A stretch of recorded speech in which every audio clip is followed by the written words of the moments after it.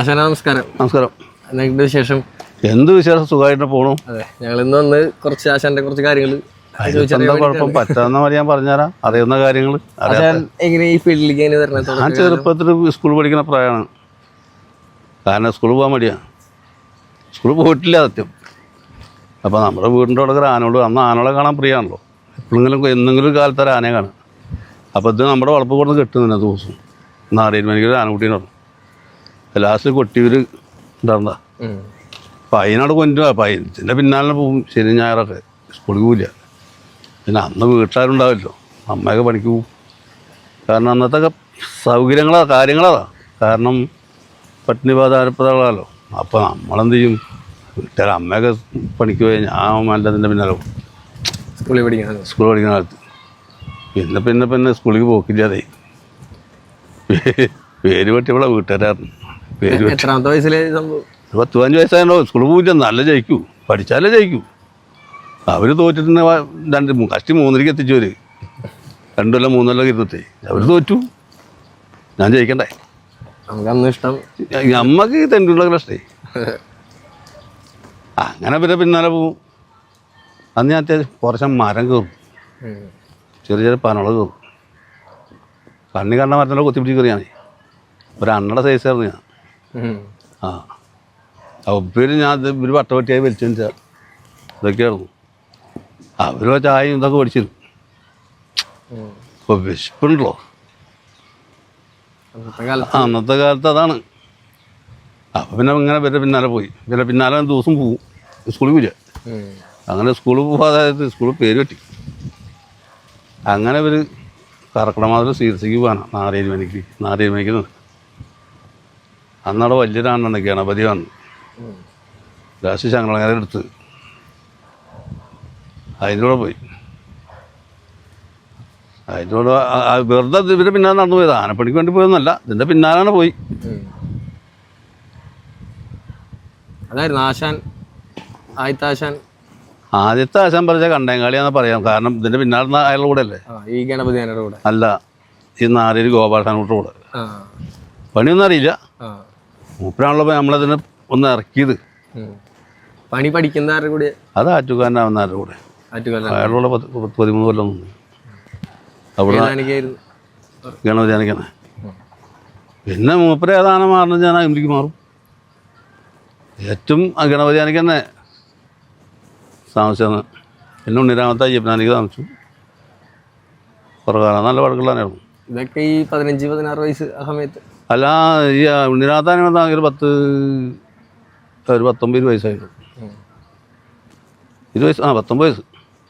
എത്ര കൊല്ലം പണി അതിൽ നടന്നിട്ടാണ് ആദ്യമായിട്ട് ആന അഴിച്ചത്? ഞാൻ 10-13 കൊല്ലം നടന്നു ആശാൻ്റെ കൂടെ. അല്ല, കാരണം അധികം ആശാന്മാരുടെ കൂടെ ഞാൻ അധികം ആനപ്പണിക്ക് ആരുടെ കൂടെയും പോയിട്ടില്ല. ഞാൻ ഫസ്റ്റ് ചെയ്യാൻ പറ്റില്ല, കണ്ടേങ്കളി കാണില്ലേ. അവനെ മൂപ്പരാണ് ഇവിടെ പ്രൊമോട്ട് ആന വന്നത്. മൂപ്പര കൊന്നിട്ട് ഞാൻ പോയിട്ട് ആനയെ കൊന്നോളൂ. ഞാനും ഇവിടെ കുമ്പിളിക്കാരനായിരുന്നു ഇവിടെ. ഞങ്ങളയച്ചു വന്ന ആന ഇവിടെ. അങ്ങനെ മനിക്ക് ചെന്നപ്പോൾ ഇയാളോട് ചോദിച്ചു, ഈ നമ്മുടെ കണ്ടേങ്കാളിയോട് ചോദിച്ചു. കണ്ടേങ്കാളി രാമട്ടി എന്നറിയാം. അവൻ്റെ പേര് കണ്ടേങ്കാളി എന്നാ മൂപ്പരുടെ. എന്താ എന്തിനാണ് അതിനെ കൊണ്ടുവന്ന് നമ്മുടെ അതിൻ്റെ ചെറിയ വാസന വെച്ചാൽ നമ്മുടെ മുലപ്പാൽ വാസനിക്കും. എന്തിനാ കൊണ്ടുവന്ന് വരും നമ്മുടെ. അപ്പോൾ ആസാനം എപ്പോഴും കഴിക്കും. മൂപ്പർക്ക് 24 മണിക്കൂറും വേണം. അങ്ങനെ നമുക്കെന്താ പണിച്ചാൽ 100 മേടിച്ചില്ല. ചാരേഷാ പോവാ 100 മേടിച്ചില്ല. ഇടയ്ക്കിടയ്ക്ക് പോടണം. അപ്പോൾ ഇവിടുന്ന് തലച്ച ഓട് തന്നെ പാടുള്ളൂ. പോയി മേടിച്ചെന്നോ വണ്ടിയൊന്നുമില്ലല്ലോ. അപ്പോൾ അങ്ങനെ മൂപ്പര കൂടെ കുറേ കാലം നടന്നു. കഴിഞ്ഞിട്ട് ആദ്യമായിട്ട് ആന കഴിക്കുന്നത് ഏതാനാന്ന് ഓർമ്മയുണ്ടോ? ഉള്ളി ചേർന്നാനെ മൂപ്പര് പറഞ്ഞേക്കണം തന്നെ.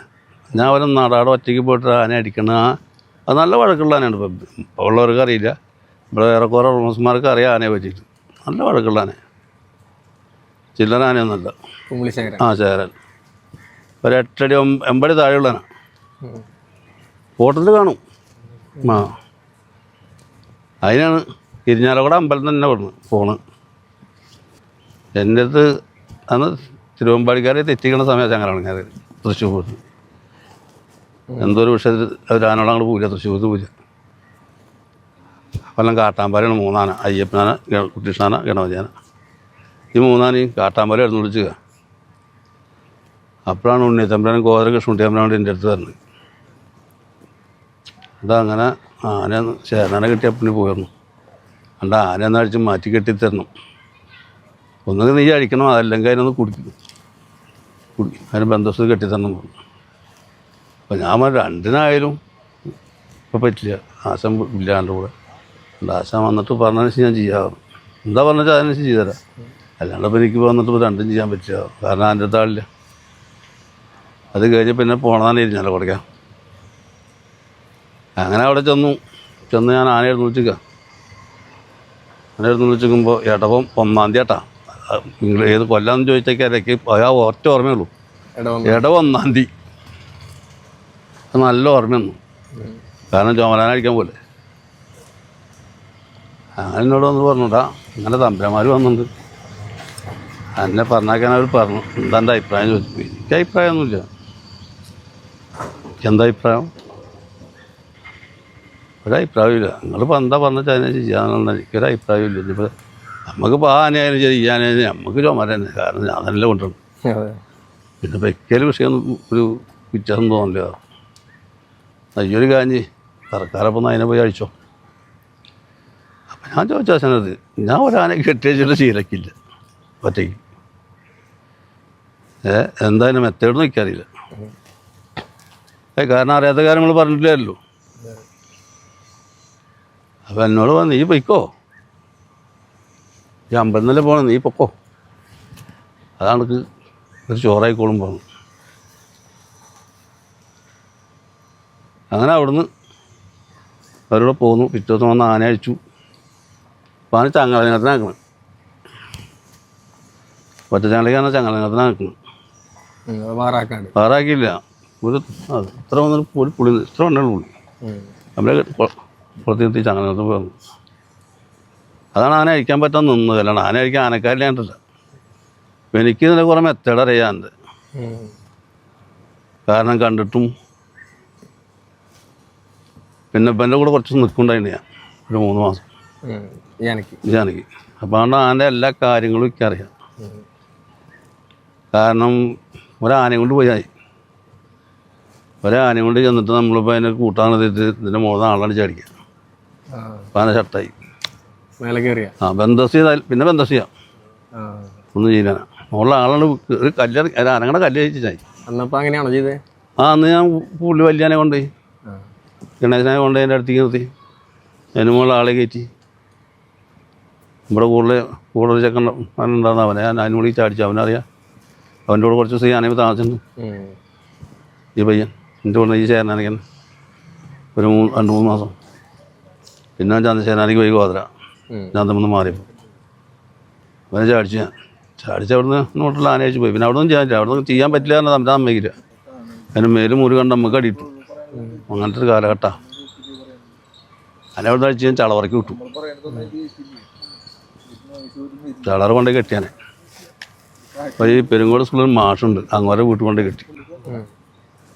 അവിടെ കൊണ്ടേ കെട്ടിയാണ് സൗകര്യമാണല്ലോ. ഒരു വലിയ ഭയങ്കര പറമ്പാണ് മരം. അവിടെ കൊണ്ട് കെട്ടിയാനെ രണ്ടാരിയുമ്പാടെ. അവിടെ നിന്ന് ആന അഴിച്ചു. 2 അഴിക്കലും അഴിച്ചാനെ. ആന പാസ്സായില്ല. പിന്നെ നോക്കുമ്പോൾ തട്ടാൻ സ്ഥലം കാണാനില്ല. ആ ജാതി മേടിയെന്ന് എനിക്ക് അറിയില്ലല്ലോ. ആദ്യത്തെ അഴിക്കലല്ലേ. അതിനു അന്ന് മാറ്റി കെട്ടി, അതിൻ്റെ പിറ്റേ ദിവസം അഴിച്ച് മാറ്റി കെട്ടി. എനിക്കൊരു വിഡിതം പറ്റി. എന്താ വെച്ചാൽ ഞാൻ വാറാക്കിയില്ല. പിന്നെ പിറ്റത്തെ ദിവസം, അത് 3-ാമത്തെ ദിവസം, 2-ാമത്തെ ദിവസം കെട്ടുമ്പോൾ വാറാക്കിയില്ല. കാരണം എന്താ വെച്ചാൽ അത്യാവശ്യം ഉണ്ടാൻ്റെ മേല് ഇനിയിപ്പോൾ ഇത് ഓടിക്കാന്നുള്ള പ്രതീക്ഷയല്ലോ. പിറ്റേ ദിവസം കാലത്ത് അഴിക്കാന്ന് പറപ്പിച്ചാൻ എല്ലാവരും. പിന്നെ അതുമ്പിൽ ഞാൻ മര്യാദയ്ക്കൊന്നും നീക്കി. കാരണം മുറി ഉണ്ടല്ലോ, അധികരിച്ച് പൊളിച്ചില്ല. മര്യാദയ്ക്കുണ്ട്, അത്യാവശ്യം ഉണ്ട്, നടക്കാൻ മരത്തുണ്ട്. പിന്നെ അതുമ്പിലൊക്കെ ഒരു 3-3.5 മണിക്കൂർ പിന്നെ ഞാൻ ആക്കാൻ പറ്റി ഇരുന്നാണ് ഒരു പുറം ഇരുന്ന് അവിടെ നിന്ന് അഴിച്ചു. 2 പുറം ഇരുത്തി ആന അഴിച്ച് അവിടെ തോടുണ്ട്. തോട്ട് കൊണ്ടുപോയി നീത്തി ഒന്നാം മുറിയൊക്കെ ഒന്ന് കഴുകി. കാരണം അതിൻ്റെ അകത്തുപാടിലൊന്നും അങ്ങനെ കിടക്കാൻ പറ്റില്ല. കടന്ന് കൊല്ലാനാ കൂട്ടി കെട്ടിയിട്ട് എടുത്തിട്ടാണെങ്കിൽ കടത്തിയിട്ടാണ്. ചട്ടക്കാരനല്ല വേറെ അകത്തുപാട് കഴുകാൻ പറ്റുക. ചങ്കുറ്റ അകത്തുപാട് ചട്ടക്കാരനും പറ്റില്ല. ചട്ടക്കാരന് മാത്രമേ പറ്റൂ. ചത്താന അത്ര അമർച്ചയാവണം. ഇല്ലെങ്കിൽ നമ്മളെ കാല് പിടിച്ചിട്ടാണ് എണിക്കുക. പിന്നത്തെ കാര്യം പറയണ്ടല്ലോ, എന്താ ഉണ്ടാവാനുള്ളത്. അപ്പം അങ്ങനെ പോയി മുഖറും എത്തനോടത്തോളം മുഖറൊക്കെ എത്തിച്ചു, പുറത്തുനിന്ന് എത്തനോടത്തോളം അമരെത്തിച്ചു. അങ്ങനെ നിർത്തി. അവിടെ നിന്ന് അഴിച്ച് മൂലയൊക്കെ ഒന്ന് കഴുകി, അമരൊക്കെ ഒന്ന് കഴുകി പുറന്ന് കെട്ടിയാനെ. അപ്പം ഒന്ന് കൊളുത്തിരുത്തിട്ടാ.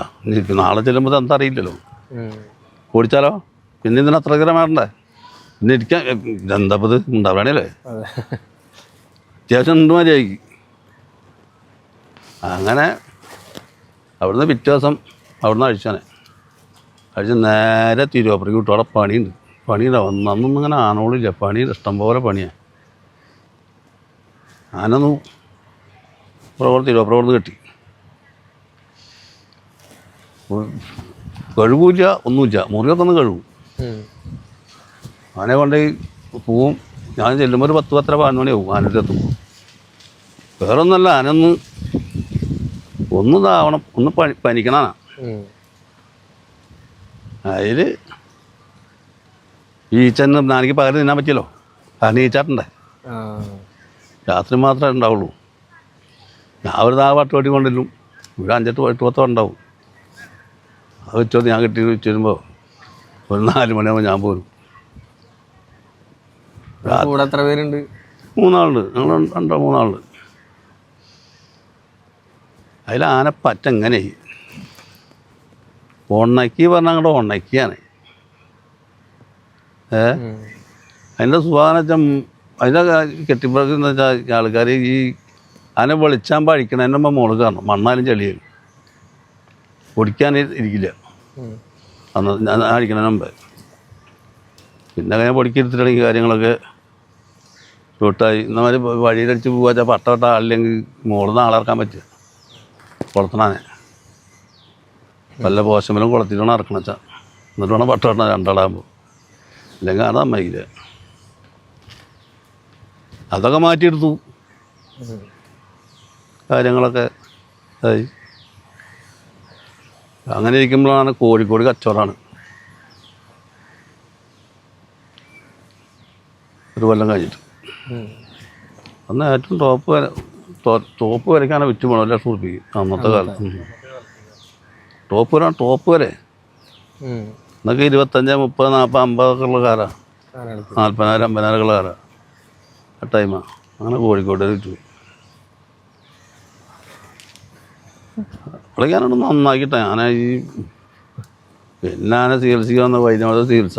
അപ്പോൾ തമ്പുരാൻ എന്നോട് ചോദിച്ചു, ഇനിയിപ്പോൾ തന്നെ ചികിത്സിക്കണ്ടോ ചോദിച്ചെന്നോട്. ഈ വെല്ലും ബ്രേക്കൊന്നുമില്ല. ആ പറഞ്ഞ തമ്പുരാൻ ആന ക്ഷീണിച്ചല്ല ചികിത്സിക്ക് വരുന്നത്. തമ്പുരാൻ മരുന്ന് കൊടുക്കും. പിന്നെ ആന നന്നാക്കേണ്ട കാര്യം ആനക്കാരൻ്റെ അടുത്തല്ലേ. അത് തമ്പുരാൻ നോക്കണ്ടാവും. അതായിക്കോട്ടെ, കുഴപ്പമില്ല. തമ്പുരാൻ കൊടുക്കേണ്ട കൊടുക്കും, മരുന്ന് കൊടുത്തോളൂ. ബാക്കിയുള്ള കാര്യം ഞാൻ ആയിക്കൊള്ളാം. വലിയ ചികിത്സ ഞാൻ ദിവസം കൊണ്ടുപോയാൽ വൃത്തിയായിരിക്കും മുറിക്കൊണ്ടു. മരുന്ന് താനേ കെട്ടും, ചോറ് കൊടുക്കും. ഒരു 21 ദിവസം കൊടുത്തു ചികിത്സ കഴിഞ്ഞു. ഇവിടെ നേരെ കുട്ടിയായി ഇങ്ങോട്ട് തറയ്ക്ക്. അന്നേക്ക് ഇവിടെ ഒന്നും പരിചയമില്ല കേട്ടോ. വെള്ളിച്ചാൻ പോലും മര്യാദ താങ്ങ് പട്ട കിട്ടും. താങ്ങ് കൊണ്ടും നേരെ പുഴയുടെ വെക്കും. വൃത്തിയായിട്ട് കഴുകാനേ. അത് കഴുകാറിനൊരു 1-1.5 കഴുകലാണല്ലോ. നമ്മുടെ കഴുകൽ പിന്നെ ആർക്കും പറഞ്ഞു തരേണ്ട ആവശ്യമില്ല. കള്ളപ്പണി അറിയില്ല. എടുക്കണ തൊഴിൽ വൃത്തിയായിട്ട് തന്നെ എടുക്കും. എന്നാൽ പറഞ്ഞ കാശും അതെ ഈ പറഞ്ഞ പൈസയും കിട്ടണം. അല്ലാണ്ട് ഞാൻ വെറുതെ പോയിട്ട് ആന പോയി അഴിച്ചിട്ട് 4 ദിവസം കെട്ടി പോകുന്നിട്ട് ഇതുവരെ ഈ ഇത്രയും കാലം ഏറ്റവും ചുരുങ്ങിയ ആന കയറിയത് ഈ ജഗദാന മാത്രമേ ഉള്ളൂ. 1 വർഷം കഷ്ടി. 8 മാസം അപ്പോഴേക്കും മാറേണ്ടി വന്നു.